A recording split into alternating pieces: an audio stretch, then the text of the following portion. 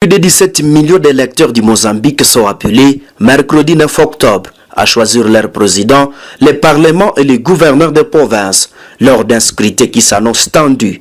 L'opposition ayant mis à garde le pouvoir qu'elle ne tolérait aucune fraude. Le bureau de vote du pays d'Afrique australe doivent rester ouvert de 7h à 18h. Les dernières élections en 2019, qui avaient accordé 73% des voix au candidat du Front de libération du Mozambique, Frelimo, au pouvoir depuis un demi-siècle, avaient été attachées d'irrégularité. Et le municipal de l'an dernier avait été vivement contesté par l'opposition.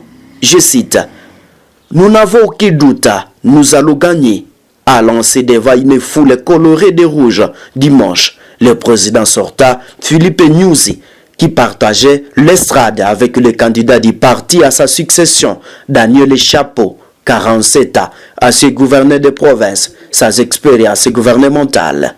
Sauf forte surprise, le Frelimo devrait se maintenir au poste clé du pouvoir, à dépit de critiques et de dissensions. Un sentiment relayé par nombreux Mozambicains. Je cite, « Il veut voler le scrutin, il l'a déjà fait.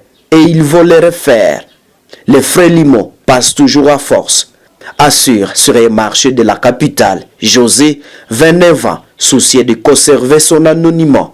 Je cite, « Nous sommes régulièrement à tête. » Peste est responsable de la jeunesse de la Renamo, ex-rébellion devenu le premier parti d'opposition. Mais ceux qui sont au pouvoir nous volent nos victoires, accusait Aristidia Shakela dimanche, au dernier jour de la campagne. Le scrutin intervient dans un contexte économique morose, alors que les attaques djihadistes dans le nord continuent de contrarier les espoirs liés au gisement de gaz naturel dans l'océan Indien.